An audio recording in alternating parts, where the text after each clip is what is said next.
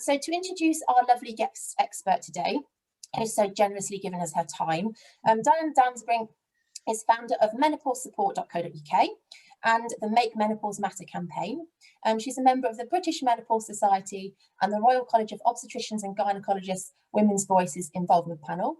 Diane is a psychotherapist, menopause expert and wellbeing consultant who specialises in working with women and couples, guiding and supporting them through the menopause and beyond. And she also has personal experience of going through the surgical menopause. So basically, everything we'd want out of an expert talking to us about this topic. So thank you so much for being here and giving us your time today, Diane. I'm going to hand over to you now. Thank you, lovely. Hello, everybody. Nice to see you. We've got sort of about 55 minutes, and I really want to make this a session that is useful for all of you. So I'm going to talk for a little bit, but then I want to make sure that you all get as much opportunity to ask questions as you can, so that we make the session, as I say, as helpful as we can. So just a little tiny bit about me and my history and sort of what's brought me here. As Joe said, I'm Diane. Back in 2012, I had to have a total hysterectomy, really because it was suspected that I had ovarian cancer. My mother had ovarian cancer 25 years before. Totally made sense that I should have the surgery. So womb, ovaries, cervix, fallopian tubes all removed. I didn't get any sort of information or advice about post-surgery, about what it would be like to go into surgical menopause before my surgery, and I was out of hospital within 2 days, and the advice that I was given on leaving the hospital was, oh, go and see your GP in a few weeks' time. That was it. That turned out not to be great for me, because the only thing that I knew about hormone replacement therapy was what my mum had had 25 years before, which was an animal-derived product that I had researched, and essentially what I researched made me think I don't ever want to use HRT. So I thought in my wisdom I would use herbs, vitamins and minerals. Paid to see a renowned nutritionist who gave me lots of herbs, vitamins and minerals, which didn't really help. Long story short, for me, the symptoms for me were not so much physical, but really affected my mental and emotional health. And it got to quite a crisis point before I did get in front of a doctor who recognised that actually having my ovaries removed at 44 and having no hormone replacement and no information, actually what I needed was to have my hormones replaced. And that kind of set me off on a path of thinking, well, hang on a minute. I've been really lucky because I've had supportive family around me to get me the help I needed at the right time. But what about people who don't have that? So I started to research, and I just became more horrified and more angry the more I researched, because what I found was that there were not just women in surgical menopause, but women in menopause generally saying, please help me. I don't know where to turn. I feel like I'm going mad. Nobody's listening, etc. And I thought, hang on a minute, this can't be right. At some point, 51% of the population are going to go into menopause. How can it be that we're still in this situation? And whilst I was in no position at the time, I couldn't even help myself, let alone help anybody else, I just made a promise to myself that if I ever felt well again, I would make damn sure that I did something to change it.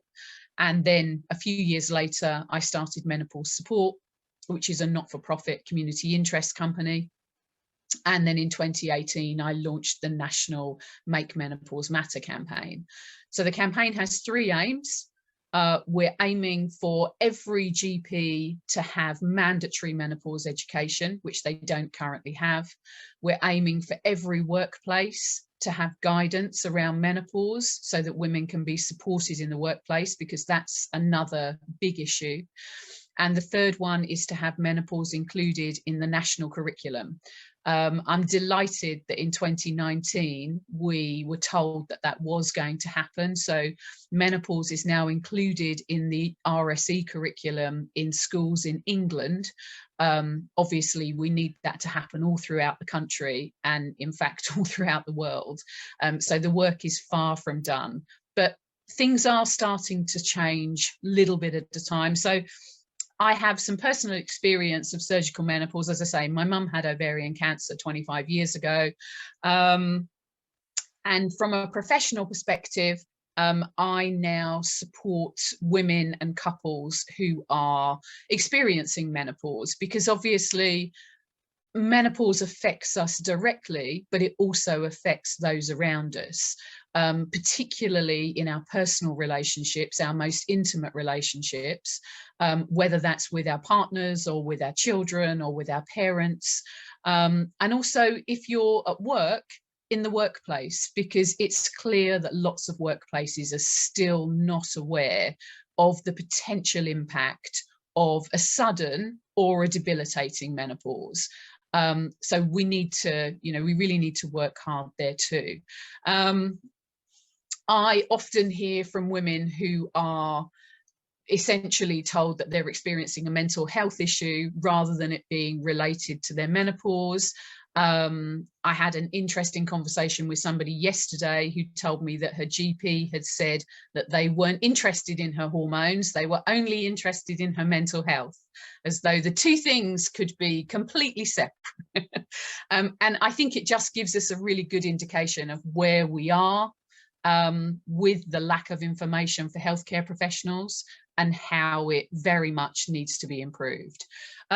So today I just really wanted to specifically really to talk about some of the resources that we have, but also around specifically the intimate personal relationships and how those menopause symptoms can affect that, because it is such, menopause being what is still in some places a taboo subject, it can be a tricky area to navigate, particularly if you're struggling yourself, trying to have that conversation with a partner, and also particularly if you've been thrust into a surgical menopause, around what we can do to help ourselves.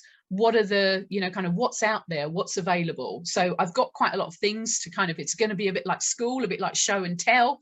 I've got quite a lot of stuff that I can show you, but then I'm really, really happy to take your questions, because that's really what this is all about. It's really about you getting, hopefully, something out of this, whether it's about, sort of your relationship, whether it's about work, whether it's about whether or not you can have HRT, what you can have. I probably should have said I do have professional nurse training in menopause, so hopefully I can help with some of that too.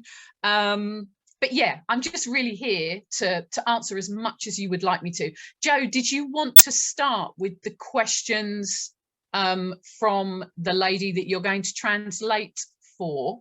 I think if you go ahead and talk through what you want to say, and then if I ask at the end, because some of it might be covered anyway. So. Okay, that's fine, lovely. So obviously, I don't know where you all are on your journeys, whether you are BRCA carriers, whether you are people who have been diagnosed with ovarian cancer, whether you've had surgery, etc. So I'm just going to run through some of the things that we have available that hopefully you will be able to make some use of.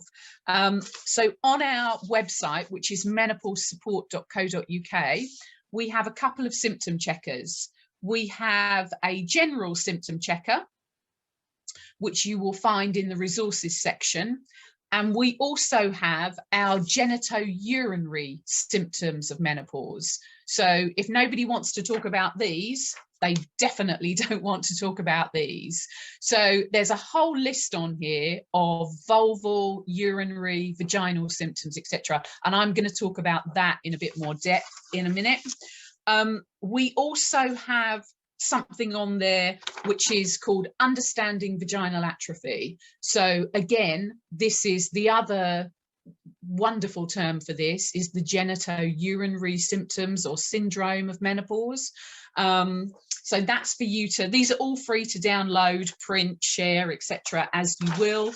I've written something about the psychological impact of menopause because, as I say, for me, the symptoms were, they were not, I did have some hot flushes, but actually what was worse for me were the emotional, the cognitive, the psychological symptoms, and feeling really alone, feeling that nobody else was going through it. And because I was only 44, a lot of my friends were not even perimenopausal, so they had no idea. I only had my mum.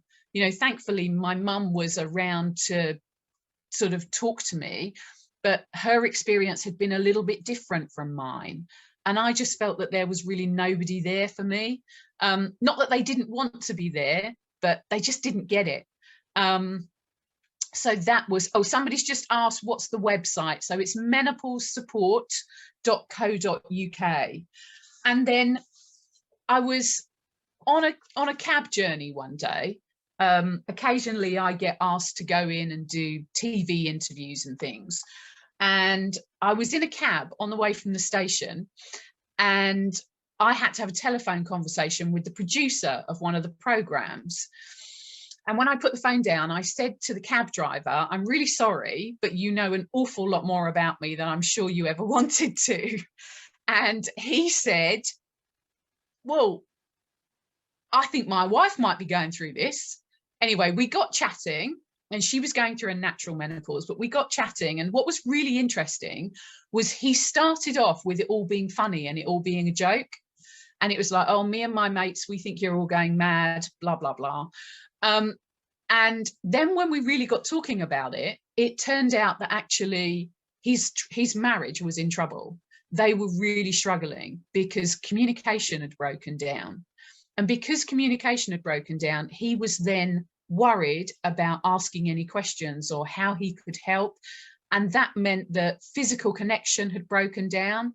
Then he would give maybe a peck on the cheek as he went out to work, but some days he wouldn't even do that. And that really got me thinking, and it made me sit down and write something called the Menopause Support Guide to Understanding Menopause for Partners. And this document has been left on car seats, under windscreens, in briefcases, on pillows. I've actually had some really nice comments. I've had some really nice emails from partners saying that they think that it's helped them to understand a little bit more. So it gives them a basic sort of understanding of what menopause is. And then there are 10 top tips in there, hopefully to help them out a little bit. And then we've got a couple of things. We've got our frequently asked questions, which are things that come up all the time. So I'm sure you're all members of lots of groups, but if you want to, we have a group called the Menopause Support Network, which is on Facebook. We've got about 18,000 members. I have 4 marvelous volunteers who look after the group while I'm doing things like this. And then we also have an FAQ all about estrogen and progesterone. And a couple that I suggest are just for you, not for the eyes perhaps of your GP, because they are called 10 things your doctor should know about menopause. So maybe not a good idea to put it down in front of them. And how to get the best out of your doctor's appointment. And for those of you who still have your cervix and or your womb, obviously you will still need to be going for smear tests. So we've also written a guide on preparing for your smear test and what you should and shouldn't expect, what you should be able to expect. So that's a little overview of sort of hopefully some of the resources that will be helpful for you. But as I say, I wanted to talk a little bit specifically about the genitourinary symptoms of menopause, because it is, if we're in a natural menopause, obviously we eventually lose the vast majority of our estrogen. if we go into a very sudden menopause, that can have a huge effect, specifically on that pelvic area. So whether or not we might be struggling with urinary symptoms, perhaps with vulval dryness or soreness, perhaps with vaginal soreness, dryness, irritation, etc. Pain on intercourse, or with dilators, or with vibrators, etc. And as I say, it's something that even a lot of healthcare professionals find it difficult to talk about. So I think it's really important for us to be empowered and be able to talk about that, but also to be knowledgeable so that we know what's out there to help us. I'm sure for any of you who have had surgery for ovarian cancer, I'm sure that there are lots of you out there who perhaps have had differing conversations with healthcare professionals about what you can and can't have, what is available to you and what isn't. Essentially, this conversation should really be one of informed choice. So for those of you who are not aware, the GMC, the General Medical Council, back in September last year, they have issued new guidance for all doctors, not just GPs, which is around the idea of patient choice and informed choice. And you should be offered all possible choices, and you should be able to make an informed choice on your treatment with the guidance of your healthcare professional. And if your healthcare professional can't help you, then they should refer you to somebody who can. If you're not aware of it, we have an entire listing of every registered British Menopause Society accredited menopause specialist in the country. And you can find that on the British Menopause Society website.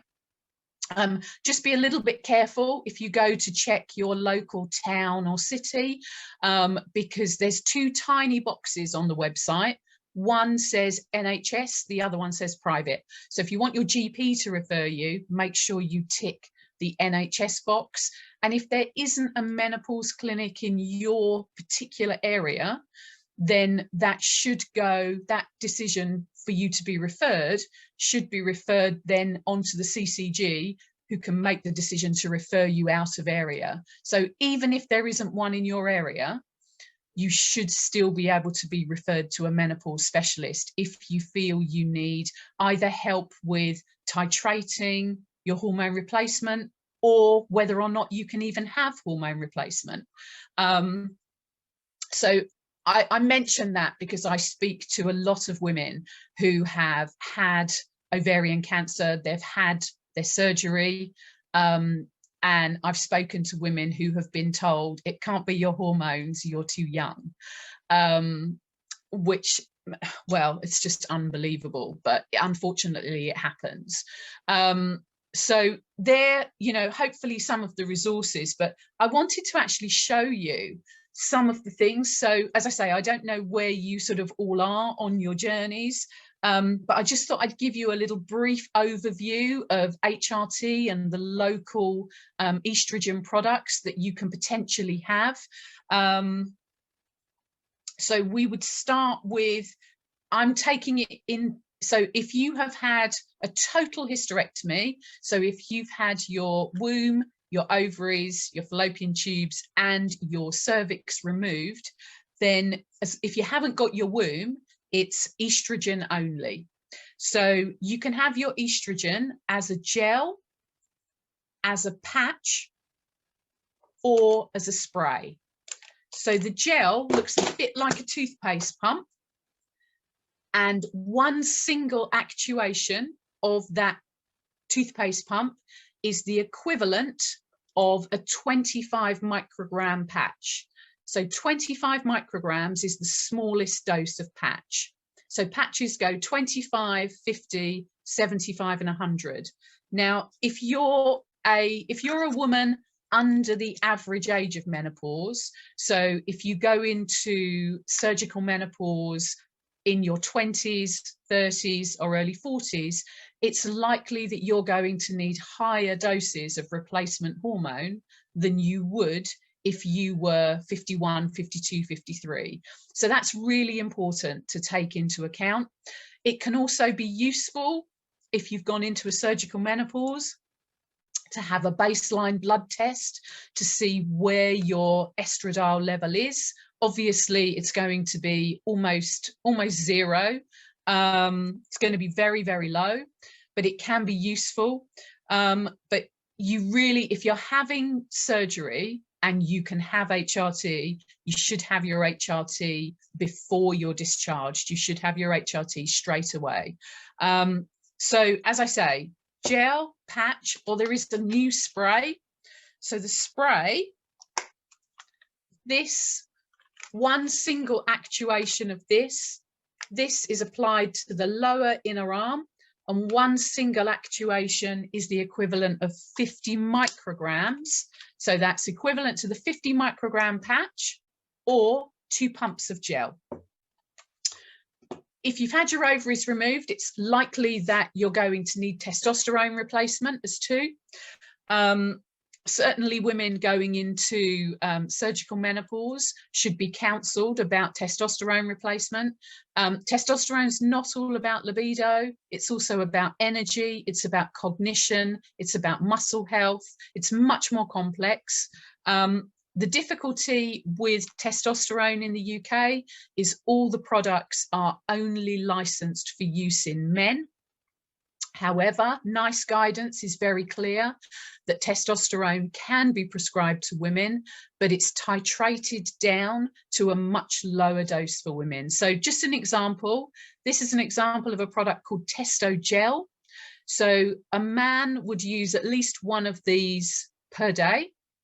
And for a woman, she uses one of these sachets between 7 to 10 days. So it's a small pea-sized blob rubbed on the top of your thigh. And then as far as the localized products are concerned, so you could be using systemic plus local estrogen. That's absolutely fine. With the localized products, there's a couple of pessaries. So this one is Vagifem. This one is Vagirux, and they're both particularly useful if you're experiencing vaginal dryness, soreness, irritation. What we generally say to people is if you've got a lubricant or gel, a lubricant or moisturizer that you like to use, just make sure it's a very plant-based, as natural as can possibly be, one of those, because a lot of them contain things like parabens, glycols, etc. Usually things like Yes, Silk, Sutil are at the better end of the scale. And you can just pop one of those into a pot of your chosen lubricant or moisturizer, and then insert that vaginally very gently to the point where you can't insert it any further. Withdraw it slightly, pop the end, and the little tiny pessary tablet comes out, and you would use that for 2 weeks every day, and then at least twice a week. The only difference between these two, this one's called Vagifem, this one's called Vagirux. This one is a one-time applicator. This applicator can be washed and reused, so a little more planet friendly. There's other choices. There's a couple of vulval estrogens, which are estrogen creams. One's called estriol, one's called Ovestin. You can use your Vagifem alongside a vulval cream if you're experiencing vulval discomfort and vaginal discomfort. There's a gel, there's a couple of soft gel pessaries, and there's also a vaginal ring. So very much dependent on what you would like to use, what you think would work for you. That's an example of one of the vaginal pessaries that's just inserted with a finger. That's called Invagis. These are all available via the GP. And then, as I say, there are the options of using things like either vaginal moisturizers, lubricants, etc. With the Yes products, there's an oil-based and a water-based. The silk is only one, as is the Sutil. So there are lots of options, but I would really, if you're experiencing any of those symptoms, it's really worth going and having a chat with your GP to see if there is anything that can help. And also, oh, bless you. That's really sweet. Somebody's just said, I wish I'd known all this years ago. And do you know what, lovely? That's exactly why I do this, because I wish that I'd have known a lot more than I did before, you know, before anything happened to me too. So I think as far as relationships are concerned, I'll tell you about mine. I've written this down. I've said it lots of times, so I know he won't mind.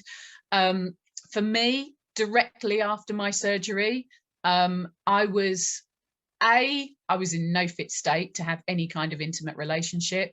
B, my husband, I was incredibly supportive. I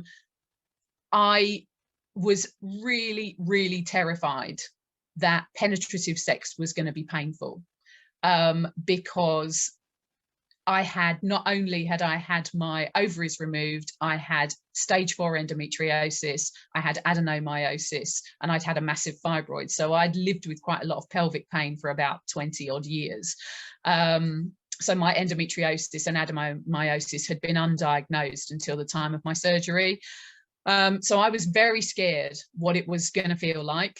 And also I'd had my cervix removed, and nobody had talked to me about having sex after your cervix had been removed. So I had no idea what to expect.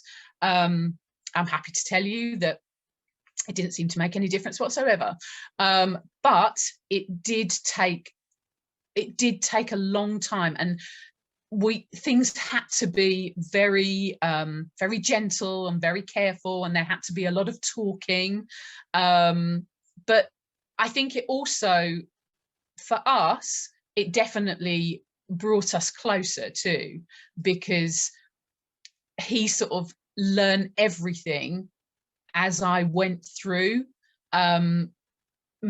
Surgical menopause was thrust on me, and it was thrust on him too.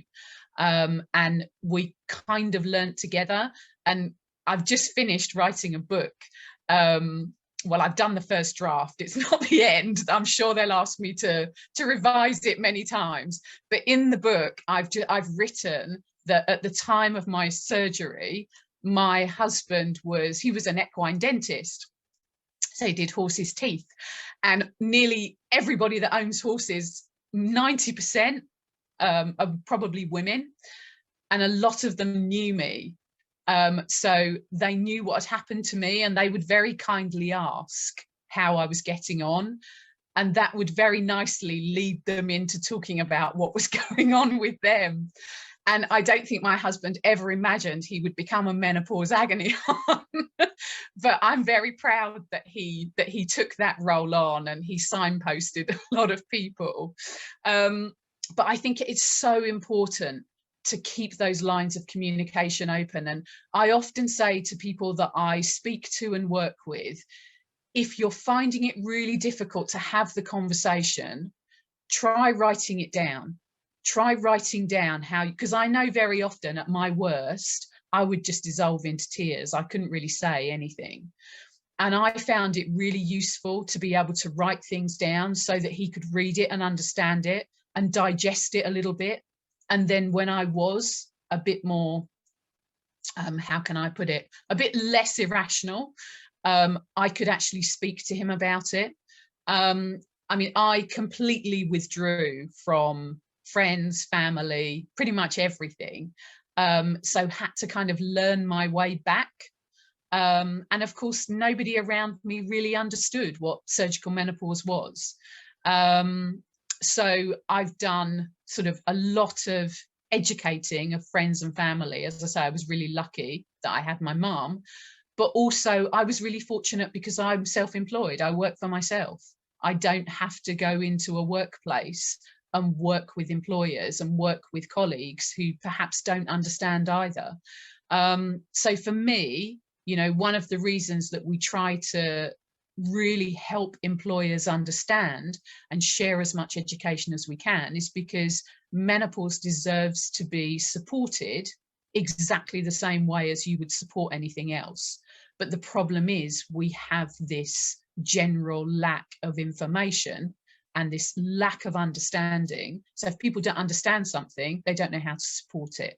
So what I would say to you is, if you are, if you're coming up for surgery, if you've had surgery, if you're in surgical menopause, or if you're in natural menopause and you are struggling, what I tend to say to people is, around the workplace, try to, before you sit down to have the conversation, try to make a plan of what you think would work for you. What are the minor adjustments that could potentially work for you? What are the things that would help you? What could they do? What could they put in place temporarily, because it's not going to be forever? What could they temporarily put in place that would help you to do your job? And it could be things like slightly changing your hours, having a bit more time working at home. I know most of us are working at home at the moment. It could be a change to uniform if you're somebody who has to wear a uniform. It could be that you have more direct access to toilet facilities. It could be that you have somewhere that you can leave a change of clothes. It could be that you have X amount of time in your day that you can choose for you to have a 5-minute break, that you don't have to ask anybody, you just get to do it. But I think the thing is, if we put some of those things in place, it means it takes a little bit of the anxiety and the stress away from us. And of course, stress and anxiety have a huge impact on our health and well-being, a huge impact on how we function on a daily basis, and a huge impact on our levels of background stress.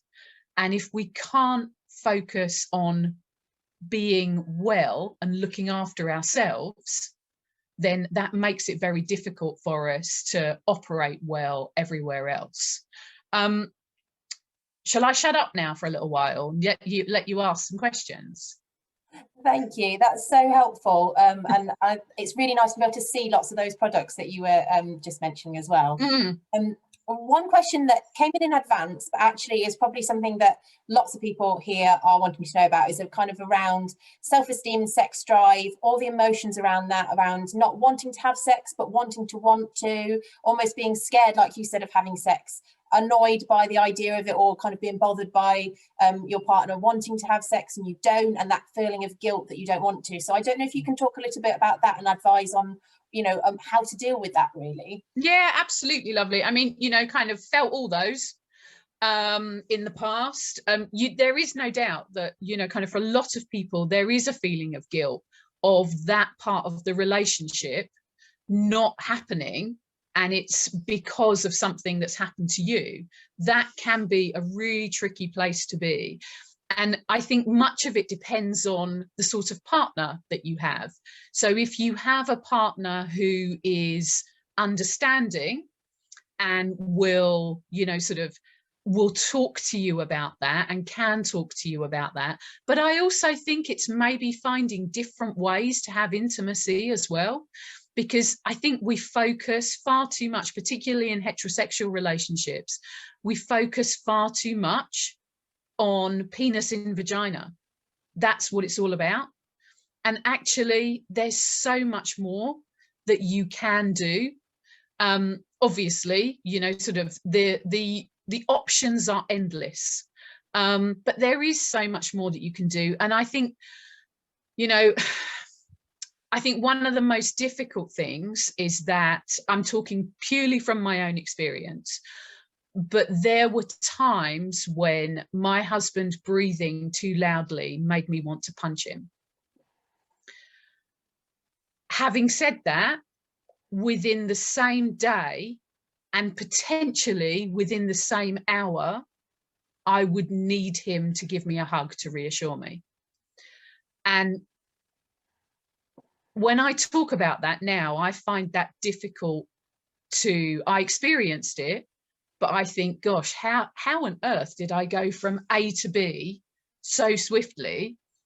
And then I think, how on earth do you navigate that as somebody who has never experienced the hormonal fluctuations of monthly periods? How do you know? You've got no framework for that whatsoever. And then how do you possibly get your head around it? And I think if there's one good reason for everybody learning about menopause when they're a teenager, this is it. Because whether you're in a same-sex relationship, heterosexual relationship, even if you're not in a relationship at all, if you're single, you have to get used to your relationship with yourself. And I think one of the things is, because we're in such a, again, you know, sort of I'm speaking on behalf of myself and most of the people that I speak to and work with. Most of us are working, trying to navigate menopause in whatever way it's come into our lives, or trying to navigate whatever health condition we've been diagnosed with. Some people have family, some people don't, some people have partners, some people don't, but we do all live in the 21st century, which is 24/7. Most of us live pretty fast lives where we don't really have an opportunity to stop and rest and reflect and recover. We're probably, okay, well, recovery out the way, got to get back to work, got to look after the kids, got to look after the house, got to look after elderly parents, got to be a partner again, etc. And I think that's, you know, kind of, that's a much bigger fundamental issue. But I think communication is vital. Information and education is vital. So the first point in the guide for partners is educate yourself. You know, kind of understand what this is all about. You don't have to understand all the intricacies, but at least have some kind of understanding, and show that you have an interest in educating yourself. I think that's really important for partners, because I think most people, once they have some kind of understanding, most people are fairly reasonable. You know, we all have instinctive drives. And, you know, to say to somebody, well, I can't have sex with you for 9 months because I'm having a dreadful time. Do you know what? 9 months out of a lifetime's relationship, and how else can you manage that during that time? You know, can you do things differently? But if the communication breaks down, that's when you find people going to bed at different times, trying to avoid each other on the sofa. Because of course, if you're, you know, if you've got, I don't know, vaginal dryness, soreness, irritation, if you're mentally not feeling in the place to have any kind of intimate relationship, then you will withdraw, because you don't want to touch hands. You don't want to start having a cuddle because of what that could potentially lead to. So it does open up a gap in a lot of relationships. And I think it's so important that when we talk about, you know, I think that every single woman who goes into any kind of surgical menopause, premature menopause, I think they should all have the option for counselling. It's not going to happen tomorrow. I know it's not, but I think that it absolutely, but I think if you're in a relationship, that should be open to your partner too. I remember a couple of years ago speaking, I don't know if you're all familiar with the charity, the Daisy Network, which is specifically for women in premature menopause. And I did a couple of presentations, one about mental health and the impact of hormones. And the other one was purely, I think it was entitled Early Menopause and Sex or something. And, you know, kind of, I had lots of vibrators and dilators and lube and whatever. And it was really interesting because after the, I wish I'd done that actually, because I don't know if you've all seen the decent, if in a minute I might get up from the chair and go and get something. It was really interesting because a lot of partners come to Daisy Network too. And the amount of partners, they were all male partners who came up and spoke to me afterwards and said, it's so nice to hear it actually spoken about. because, you know, we haven't spoken about this, but now this will prompt a conversation. And now I understand a bit more, because if somebody withdraws from you and you don't know that, you know, I speak to so many women who say, I'm having sex and it's painful, and nobody, well, unless it's your choice, of course, but nobody should be having painful sex. You know, it makes me so sad when I hear people say, I just want it to be over. I do it, but I just want it to be over. And intimacy is supposed to be pleasurable for everybody, not just for one partner. And, you know, if I'm being really honest, I have counselled a handful of women whose partners have left because of the fact that they, for a short period of time, they couldn't have sex with them. And in truth, actually, if that's what the relationship is based on, would you not rather know sooner rather than later that actually you're with somebody that's their priority? Because it should be about you as a whole person being their priority. That's really what this should be about. I'm just going to grab these dilators because I really want you to see them, because the NHS ones are horrible. Hang on a second. Bear with, it's been a very busy morning. Here they are. Here we go, lovely people. So these are, so if anybody has been prescribed dilators by the NHS, they're horrible, nasty, hard things that really are not ergonomically designed to go inside a vagina. But these absolutely are.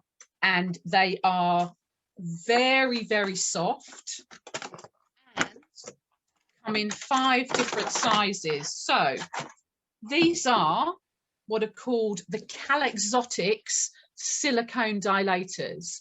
So for anybody who has experienced, so when estrogen depletes, the vagina can both become shorter, but it can also narrow too, because estrogen's absolutely vital for continued vaginal, vulval, urinary, pelvic, bladder health. A lot of the tissue is very mucosal, like the tissue on the inside of your mouth. So it needs estrogen, a bit like your garden needs water to keep it nice and healthy. But it's also really important for your pelvic floor. If anybody is having any pelvic floor issues, I'm sorry I'm talking fast, but there's so much I want to tell you. If anybody's having any pelvic floor issues and you haven't yet been referred to what are referred to as either a women's health physio or a pelvic health physio, they can be absolutely amazing. Lots of GPs can refer you, but if you are in a financial position to be able to refer yourself, then it's well worth it. They can be amazing for assessing your pelvic floor, but also they're very knowledgeable about genitourinary symptoms, so can then kind of talk to your doctor too. But these are fab. So this is the smallest one. It's about the kind of about the width of my little finger, and then they work up in sizes, and you can use these in conjunction with lubricants. So obviously very gently working on yourself. And of course, if you do still have your womb and your cervix, it's absolutely vital that, you know, kind of the vagina, you're able to have a smear there. And of course, when you have a smear, you can have different sizes of the implement. So the speculum, there are different sizes of speculum. So if you're having any kind of vaginal soreness or irritation or dryness, then you can ask them to use the smallest type of speculum. Plan ahead, get them to order one in if they don't have one, and lubricant can be used on the speculum. It's only on the top of the speculum that it can't be used, but on the shaft, it absolutely can be used. Again, we hear of people where they'll go for a smear, and actually it's quite painful, or they have to try 2 or 3 times.